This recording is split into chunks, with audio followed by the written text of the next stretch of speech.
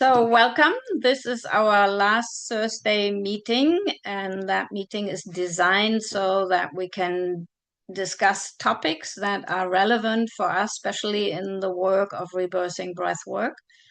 And my name is Heike Strombach, and I'm here with fellow friends. And the topic for today is actually healing the death urge, or how the death urge affects us in our daily life. And we already started a little discussion, so we go more into the discussion. And I would like to start first with a definition of what Leonard Orr called the death urge. And for Leonard Orr, the death urge was actually any anti-life thought. So thoughts become energetic clusters and they become a power. And when we keep repeating thoughts of a certain kind of nature, we become that, but also it radiates out and it affects the people around us and it affects the whole because we are one. So every thought that we think or anybody thinks on this planet, it does move energy. So when we look at the world with war, with starvation, with violence against ourselves and against others, we know that there is a lot of anti-life energy going on in the world. So when we work with clients, and that will be specifically where I also want to go with today, the death urge will come up. And I can give you a few examples of that, how the death urge shows itself. And so, and that's what we talked about before. And I will give it over to Oscar in a little bit about that. What into what can we change the focus? So for many people, the idea of physical immortality is a weird fantasy. It has also become a bit colored by artificial intelligence and maintaining the body in a way that it becomes a machine. So Oscar and I had a few discussions about that. So we have to watch out that we don't take the spiritual aspects out of it, which is the highest power that rules our life or that we are. And so, but the death urge, we can't really deny it when we, even just looking at the news, we know that these energies are around. So how do I deal with being confronted on a daily basis, but also, of course, when my clients come to me and they express their death urge? So this is not a superficial, let's live nicely idea. It is a matter of life and death in that sense, because those beliefs and those feelings that the people have, and we can go deeper into how they show, they affect the life of the people that we are encountering. And of course, that includes ourselves. So, as a little definition of what we want to talk about, so we want to talk about energy that says a thought very specific is we have to die. That I have a physical body that is meant to decay and to malfunction, and that is the natural progress of our life. So that's one basic idea of the death urge. And then we have ideas like to follow our parents in their programs. Then we have ideas maybe that on the other side, in my religious concept, there will be heaven and here is only suffering. So all these thought structures are part of the death urge of the belief. So we are we are immersed in it. So I like to hand it over to Oscar now because he had an interesting aspect, or many different aspects. Okay, thank you so much, Heike. Yeah, I totally agree. This death urge is definitely something which is like an anti-life thought. Yeah, so actually, this is like a core concept, I would say, also of my book, but I look at this totally differently from different angle. So basically, I'm looking at the source really of the death urge. So what's actually causing this kind of disruptions? Yeah, because we have this trinity. We have the spirit, we have body, and we have mind, which actually at the end they are just one. And actually, body mind is totally connected. Yeah. So and then because of many things, so these false concepts that we have and which actually like the root cause of them, if we look more on that, are the beliefs at the end. So which actually creates what is so which actually the things which are inside the mind. So we have the beliefs, we have traumas, and we have also some kind of unreleased emotions. So those are the main things which actually causes the thoughts and the experiences that we have, because at the end the thought will kind of attract specific experience to the life, because this is how the whole manifestation works. So, and then those thoughts, which are unpositive, they actually what they actually cause this kind of death edge that you were saying about. Yeah. So actually this thought, which is anti-life thought. Yeah. So instead of attracting things which we really want, and we keep on saying yes, so we want to more to have those kind of things, and this is like flowing with the life. So something which is kind of happening to it, we are experiencing it to it, and we are so happy with it. So then we keep on saying yes. And that was actually the attitude of Jesus. Yeah. So I read a very interesting quote from the Bible that actually Jesus, so most people say yes and no. And Jesus was only saying yes, which was kind of very interesting for me. So he was totally in non-dual kind of way of thinking. Yeah. So he was not looking at, so he was, so this saying yes is also very important from the point of view of science, because so because this saying no, it kind of causes the resistance in the body. So this is a huge problem. And because of this resistance, actually, ultimately, there is a aging happening and also other things like death ultimately. Yeah. So this degradation process is because of the things which are happening in the subconscious mind, mostly connected, let's say, to those traumas and belief systems and all this kind of false beliefs, because this is totally not true, because I was showing on the presentation and lecture that actually body is perfect. So we can prove that there is nothing in the body, in the biology, that actually says that that death is inevitable. And the same is with aging. People say aging is a disease. So right now, so because they can really treat it, so they can actually reverse with a proper signal, they can reverse it back the cell to the previous form. And so there's so huge power, I mean, in the body of regeneration. So that actually the problem is different totally. Yeah. And there is a quotation also from the book of Deepak Chopra. So he said that people age and die because they see other people age and die. So like that was he was actually referring to Adi Shankaracharya when he was talking about those kind of things. So so that's the whole thing, yes. So that's one of the points, yeah. So that he was actually providing the answer, and then there are like different things which we should keep in mind. That with the death urge, so also I'm not so into so much focusing on those things, because we really focus on the things we want to experience. So we want to really get rid of the traumas. We want to get rid of the false beliefs.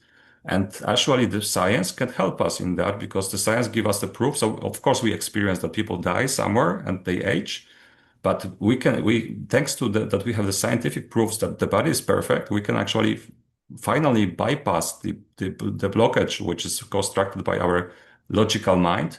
So that really the subconsciousness can really take and embody the thought, the belief that actually this is not true. So we can actually rewrite the whole thing because of the knowledge that we get, proper knowledge. So that there is nothing wrong with the body. So it's perfect. it can be it can be always young, and it can be always kind of it can last forever. So those are the things, and so that's why I'm a kind of more, I would say, more into affirmation of life instead of fighting with, let's say, death urge. Yeah. So it's just like also like kind of changing the perspective, yeah, because ultimately only life exists. So the other things are just, I would say, mm, things which arise because of the false conceptions that we have, which are caused by the mind and ego ultimately. Yeah? And this is the thing which actually blocks the flow of life to the body. So the union between the body and the spirit, yeah, which we are about which is, I would say, the ultimate goal. So we want to have a perfect kind of flow of the life in the body. So for perfect union of the spirit and the body. And the thing which is kind of making the problems is the mind. Yeah. All these false beliefs, traumas, Yeah. emotions, which are blocked in the body. Yeah. So that's Yeah. kind of the thing which I would stop here. Yeah. Yes. Well, so I totally agree in the theory.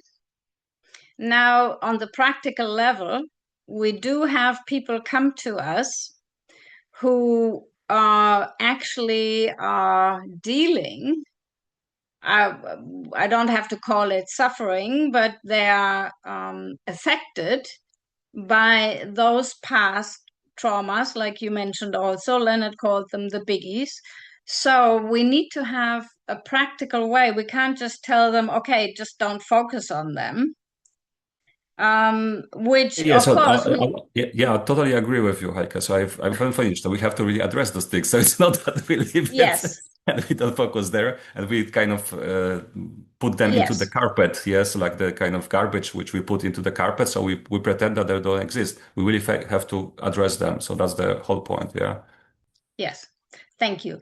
Yes, so now when we think about our work as rebirthing breath workers, which is my focus, of course, because in the trainings, when we are receiving sessions, exchanging sessions, and um, in the professional training, we learn how to give sessions professionally to people when they come to us in the middle of turmoil. So how can we actually, well, so instead of putting it under the carpet, just like you say, for Leonard, it was really important that we address it because we can pretend it's not there. And then we pretend all life is beautiful and great. And I just have that in my mind, but it doesn't correlate with my emotional body. And it doesn't resonate at all in my physical body. So there can also be just a lie in the mind because it has no physical reality and is not backed up by my emotional experience or the way that I'm living. So, um, in that way, we don't focus on the death urge. We focus on the solution, of course. We focus on, okay, um, first of all, there are three steps according to Leonard. One is to analyze. So, to analyze the mess that is already in the mind. So that includes to analyze any thoughts of death urge or destructiveness, self-sabotage, pain that I have in my mind and in my subconscious mind. And that already for me is for most people the shocking experience when they have a breathwork session, they realize, wow, this has been in my mind and I wasn't even conscious of it. So we have to go so deep into the emotional mind that we get the ability to really analyze what's there. So the rational mind, that's like that's some people say it's 50,000 thoughts, other people say that's a number doesn't resonate, whatever.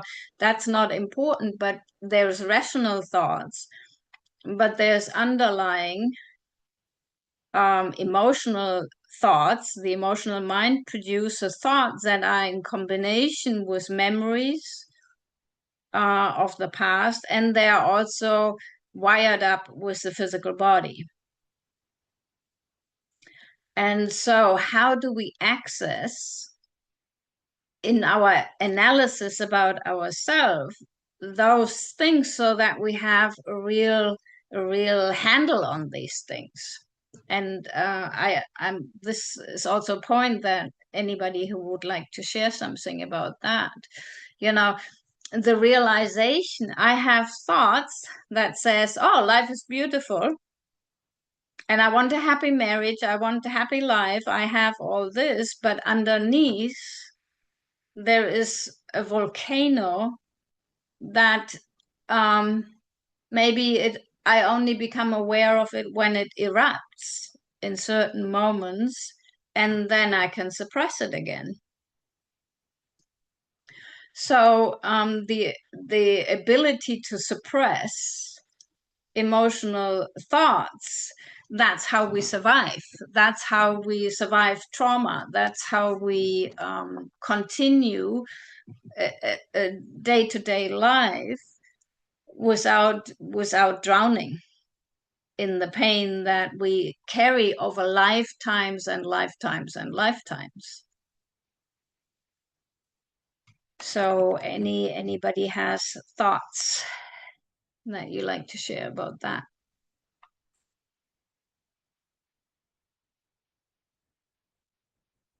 Otherwise, I continue. But just put there's a little sign for the hand up if you want to speak. So then I don't.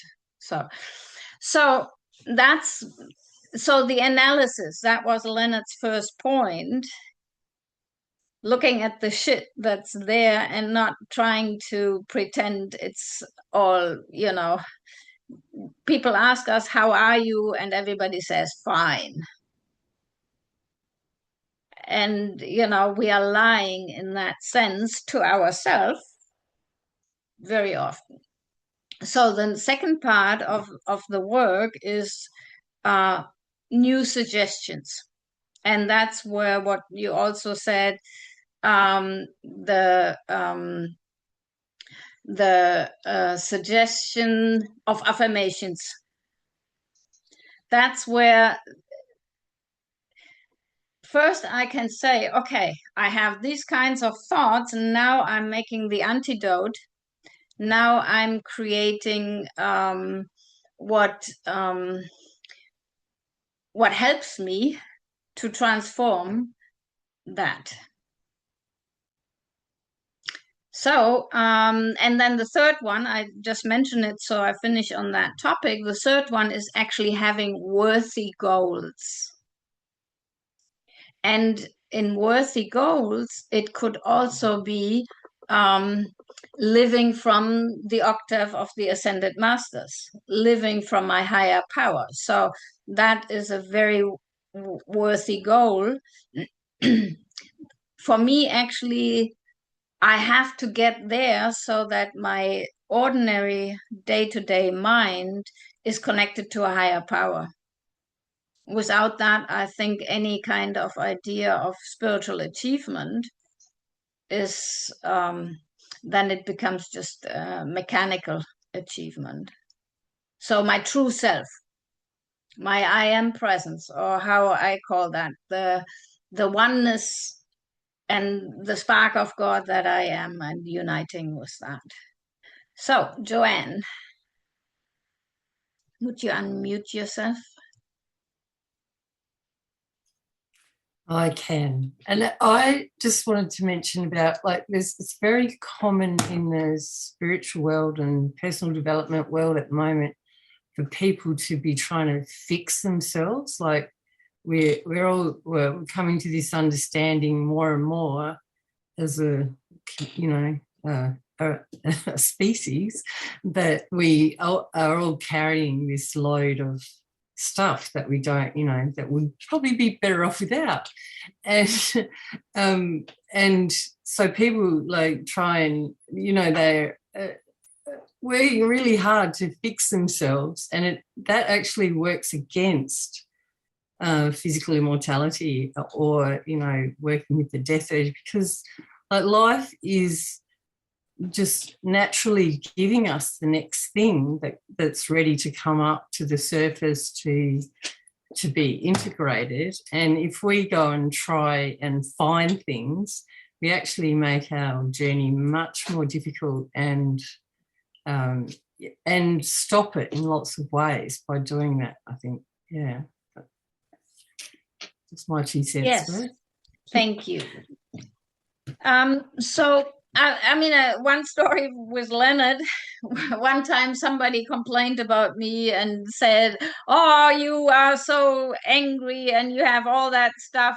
And I was like, "Oh," and I went to Leonard, and Leonard said, "Well, wait till it comes up, till then don't worry about it." So these things will show themselves, and they did show themselves. And so my book will be about that. When it finally popped and I had realizations of my inner child and insights.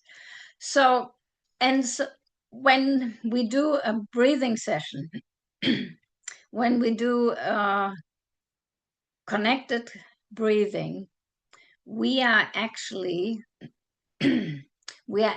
tuning in. Something with my voice. I have to clear that.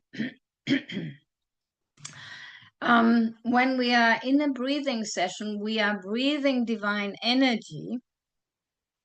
And that is in itself the highest quality energy that we can get. So the focus in a breathing session is automatically through the breath, through the power of relaxation and the power of divinity that floods through my body. It can only produce positive results. If I have a completed energy cycle, if I guide the session in a way that's not just based on having a big hype or a big catharsis or something, but if I guide the energy in the session for my clients, with my clients, so that they actually get into that space between the thoughts, that space of divinity, that space of purity, of no thought, of being, then the death urge itself is dissolved through the energy. And that's why I love it so much. But sometimes in the session, in the middle of the session, the client actually sees their death urge. And you have to guide that properly. Sometimes they see it as an entity. Sometimes they can feel the self-sabotaging, destructive energy that they're carrying. Sometimes they feel their bitterness, their unforgiveness, all these things. They can see their traumas and the biggies, the life experiences that they had. So the session in itself, for me, is a path of physical immortality. It's a path first of analysis. Wow, I see memories that I wasn't even aware that happened to me.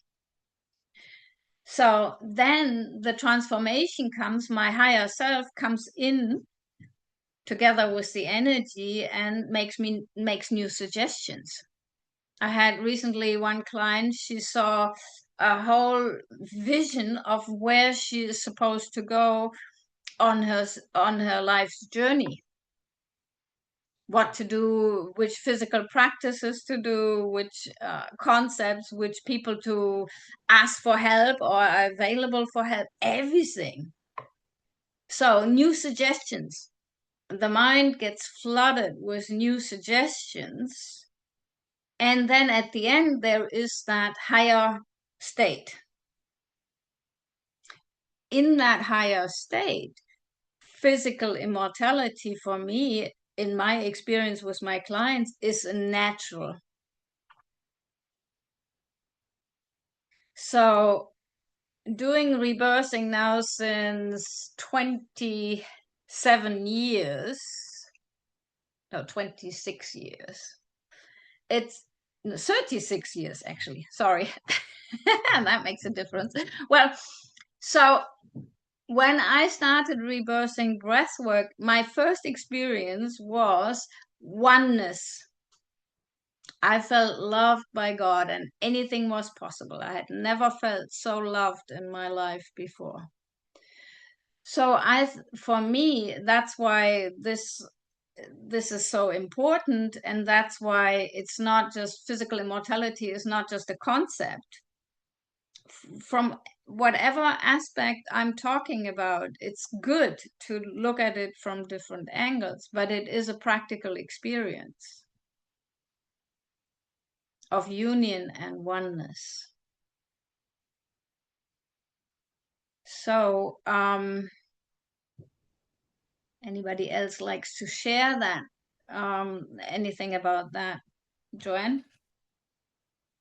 I also just wanted to say that, like, I've had the experience of feeling the death urge as an entity, and I've also had the experience of feeling the collective death urge as an entity, which is scary, and and that the like, it's very easy to get overwhelmed by the collective death urge, and that hanging out with people that don't, that are heading towards more life affirming practice, or, just like community of having people to talk to and hang around that aren't in that energy as much is really important, is what I would like to say. Yes. So, yeah, on the road.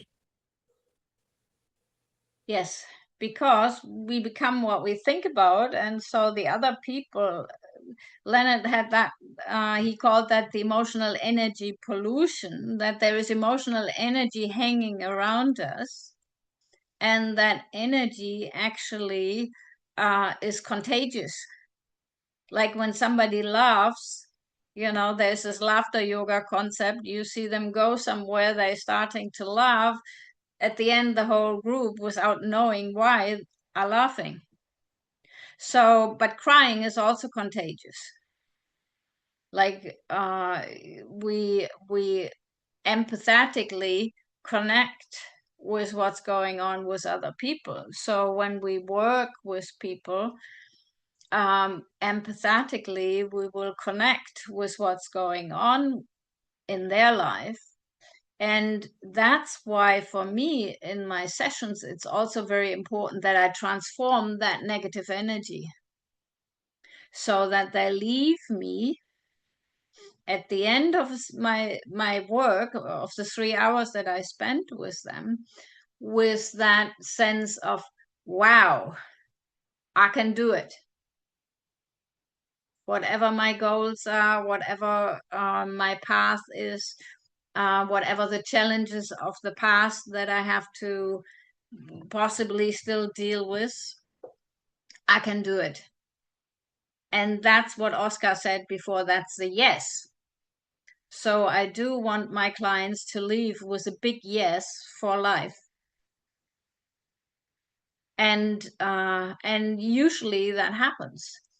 I did have clients, though, that sometimes they need a moment, days, time, which doesn't accept, but they need a reset in themselves once they realize they did the analysis work. And they suddenly have a realization, wow, I was faking to be happy. I pretended that everything is okay, but deep down in me, there is such a destructive power. And honestly, I do think that all of humanity has that potential. and that experience where we've been in different lives. And so when that time comes when we need to reflect and reconstitute ourselves, because if I change from death to life, my mind, my emotional mind, everything has to follow. It has to adapt. And so, that client actually said, if I do another session, I kill myself. He will come back. He got through it, but it triggered so much. So that's why for me it is very important that we do talk about this and not tell the client just think positive, because it is an entity that is in the depths of the soul, and we carry it, the shadow, over lifetimes and lifetimes. Every violent death, every time we left alive unfinished, every time we were violated or abused in some ways, all that is a physical memory, and it's carried in the emotional mind. So we have to have, that's the important thing about physical immortality. And we could call it love for life. We could call it the power of transformation, the I am presence, whatever we call it. We have to have a positive direction. So the death urge is a real power, and when people don't address it, they might unconsciously create accidents, and that is not done proper analysis and transforming those thoughts, because ultimately every terminal disease is part of the death urge. So I was going a little bit into the science for those people that are breath workers, or for anybody who works with people. And my list will not be all covering everything, but I just wanted to look at the 3 possible signs that we can see. It can be physical signs, and I might ask you the question if you have what you have seen in your sessions or in your experience. Emotional signs, and I put that together with the mind. So emotional thoughts that are backed up by emotional content. And then spiritual or beliefs, religious beliefs, I would call them, probably more than spiritual. So that's also in the mind. So whenever you like to share something about that, just if you put the hand up. So, but I can start if that's okay with you. So on the physical level, I think it's everything that is tiredness, like the burnout. People say, I have a burnout, but the burnout, what is burnout? They're burned out of their life urge. They burned their desire to participate in life, and it got burned by overwhelm, by thoughts and feelings that they are not capable to do what they're supposed to do, emotional pressure, which is, of course, then if we translate it onto the emotional level, it is parental disapproval fear. So if I have a boss and he demands of me that I'm supposed to finish something, and I'm under this intense pressure, continuously bombarded with demands, also my inner child reacts and says, I can't please, I will lose love. That's what the parental disapproval syndrome is all about. I'm losing love. I will be demolished by criticism, by feedback. So that can show in physical tiredness, like people don't want to get out of bed in the morning. So they don't want to. So depression, classically, one of the therapies with depression is structure in the daily life. You have to get out of bed. They make you get out of bed. If you're in a clinic, you have activities, not to surrender and to succumb to the mind and just becoming stiff and catatonic. I mean, that's the worst of all, when people really, they are so immobilized, so paralyzed by the fear. And but when clients come and they say, I'm continuously tired, there's always one aspect in that is like, oh, life is too much. And again, that's the anti-life thought. I can't handle my challenges. I'm overwhelmed. I'm not good enough. And so that's the emotional mind, that the personal law. And then we work with affirmations to counteract that.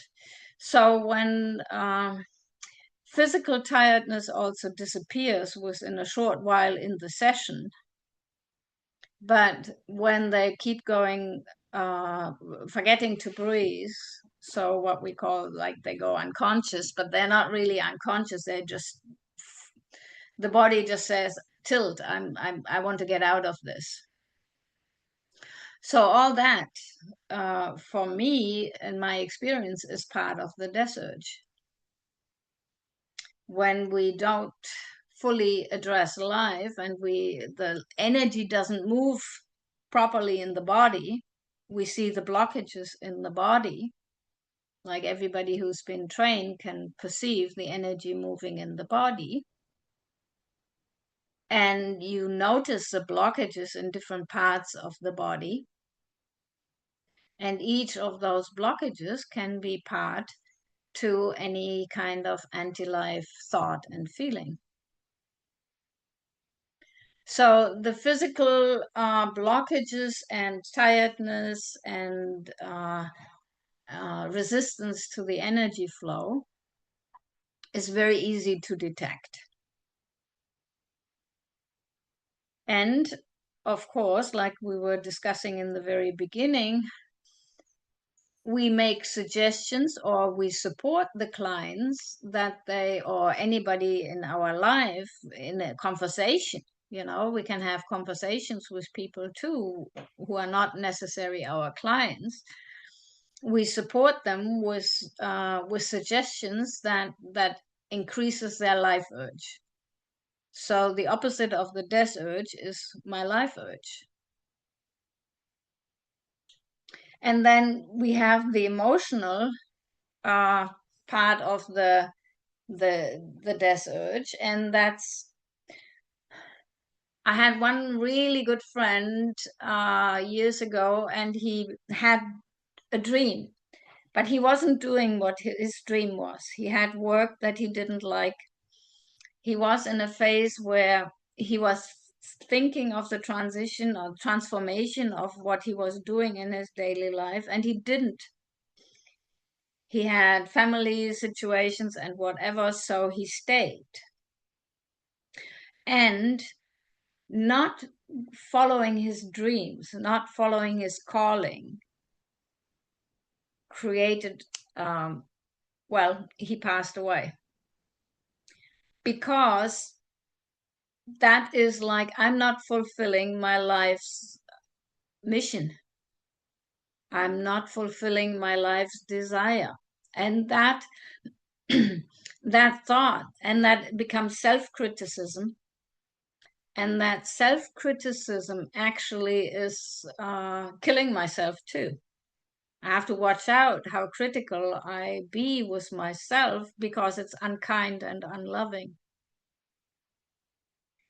So when people come to us for support, they come with all these things. And then, of course, it's anything of the biggies. Any experience that demoralized me, that discouraged me, that gave me the feeling that I'm not good enough and not worthy. So basically, the death urge is any thought I'm not worthy.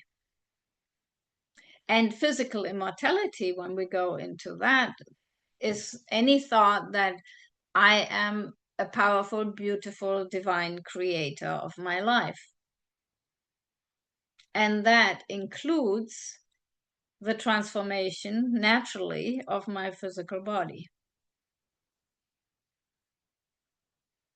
So we don't have to necessarily preach physical immortality. I mean, it's good to mention the concept, but when we help people to, with other words, increasing that life urge and that fulfillment in life,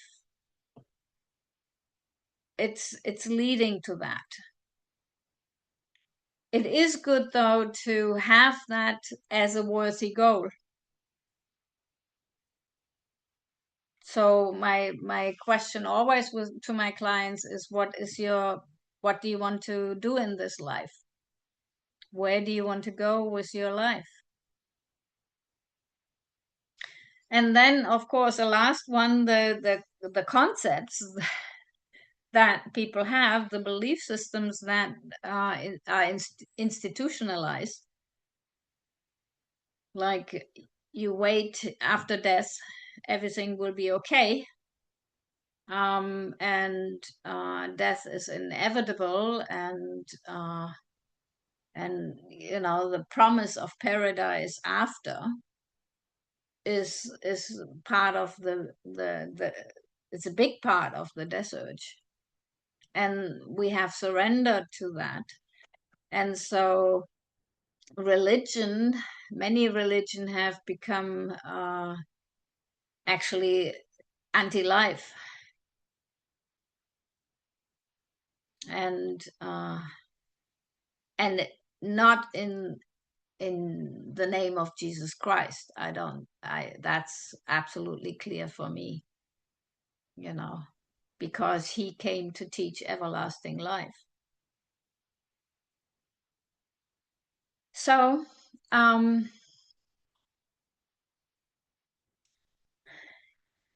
analysis, what's going on in the mind, changing our thoughts into affirmations, or it's more than affirmations. The Saint Germain Foundation, they call it decrease. I'm decreeing, I'm stating, this is the truth. I'm not just affirming something that I want in the future, but I'm actually demanding it. This is my natural state of being, and I'm not just hoping, but I am actually saying this is my true nature. And claiming then your true nature, claiming your true nature. Yes. So let's finish maybe with each one who would like to share something to sum it up. Our wonderful time here together. I just have a question, please. Yes. Oscar, you talked about saying yes, right? So I was just curious to know a little bit more. Like, because if you say yes to everything, then death urge is also included in that. So how do you No, go yes to about that? life. Yes to life, not to Yes death. to life. Okay. Yes, Yeah. yeah, it's a big, Yeah. big yes. So there's the whole philosophy of big yes, which Heike also referred to, yeah. So which actually starts from the Bible, in which there was a statement that said that most of the people are just saying yes or no, and Jesus was only saying yes. So that's the whole thing. And it's not only Jesus, also Krishna. He was also keep on saying yes to life. He didn't have the mind that, I mean, actually, his mind was and ego was dissolved at the very beginning because he was out of the prison of the mind. So at the very beginning of his life. So that's why he was so nicely playing with the life. So the workforce was totally fully embodied in his body. So that's why he was also so powerful. He was, singing huge knowledge. He was playing with different people. So many, and there's stories which are last for thousands of years, because of that kind of things. That's the whole point, yeah. And that's actually the same type of master like Jesus, yeah. So because they're all the same school, I would say, even, yeah. So the school of non-duality, when you have only choice of yes. Of course, in law you have something like it's conditional acceptance. So you can say yes, but yeah. So like basically you can just negotiate the things. Like, but this is with the people and with the agreements, yeah. But ultimately, the approach is yes. So, but then we have to only. So I think that what is the problem is that we are attracting not the things that we really want because of these things which are in the mind. So these traumas, false beliefs, and emotions which are blocked in the body, and that's once this is released. So then we only attract the good experiences. That's actually what I would expect how it is. Yeah. So because then there is no point of attracting anything wrong. I mean, so it's that the whole shift could happen through this kind of approach, as I would say it. Yeah. Yeah. Thank Well, you. and before we get to never ever attracting anything that is against life, the saying yes can also be saying yes to my past, saying yes to when I do the analysis. I think that's the important thing, accepting myself with all who I was and accepting myself with all my my way where I'm going and with the true divine nature. Yeah, and who I was also not. So because that's Yes, all the lies that we did to ourselves at the end. So because we were claiming that we are something which we are not really. I mean, so right. that's the whole point. Yeah. So saying yes totally is, in the radical sense, the forgiveness. It is saying you didn't do anything to me, you couldn't hurt me, I just give you my love. And it is gratitude, even gratitude for the bad things that happened to me. So in that sense, saying yes, we can say yes to the past, and that's self-love. When I look at some of the things in my life, I'm really deeply reflecting in my book, I have to say, yes, that happened. And there is this saying, what interests me, the chatter of the past. You know, I can totally detach from it. And then it just becomes a nice story that I can even forget about. And that's what the Ascended Masters suggest, forget about it. But you have to, first of all, you have to really say, that was, and now I say, I make a cut. I have to consciously choose to break that past, change it, transform it. Thank you for all the questions and the answers. Anything you like to share to finish, Joanne? I like when we do rebirthing sessions or a breathing cycle, the thing that I notice is that like how you complete a cycle is by getting totally present and okay with whatever's arisen in your body. And one day I realized that life's like that as well, like that And this came to me in a rebirthing session that we graduate planet Earth when we never want to leave. So there's no part of us that ever wants to go. Then we're totally present, totally here, and enjoying the experience. Like there's nothing, no part of us that wants to be anywhere else except right where we are. So, yeah. Wonderful. Thank you. Oscar, some... Yes, I think that this kind of physical immortality is like the natural consequence of the, like, let's say, full aliveness, and that that people could be so happy with the life that they just want to continue the journey, and that's why the death urge really ends. Yeah, all the thoughts which are negative, which attracts all this kind of negative things which happen, and once they are gone, so they have only beautiful experience. And that's, that the kind of, I would say, one step back. If we make this one step back, so we have the beautiful experience of life, and then the physical immortality that kind of naturally arise. So that's actually why I call this book Live Long to Live Forever. So to have the time for this kind of change, and then so we can continue. And actually, it's like live long, live fully, live forever. Yeah, so like 3 steps. So yeah, which are kind of the steps towards the kind of physical immortality which we are discussing, which is actually our true nature at the end. It's also claiming our true nature. So Yes. nothing more than that. Yes. So once we transcend into that state of full power and divine consciousness, the desert, trauma, all that will no longer have any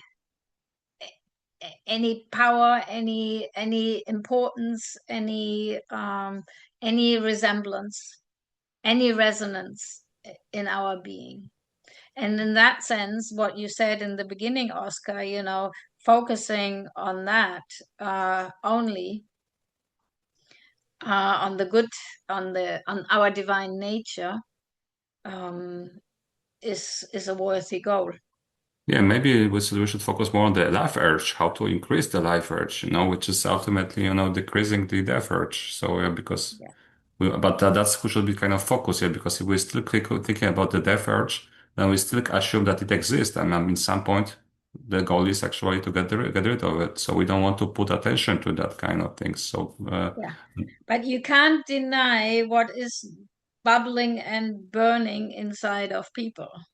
Yeah, of course you can't. So that we have to find the balance so that we don't deny anything that will unconsciously kill.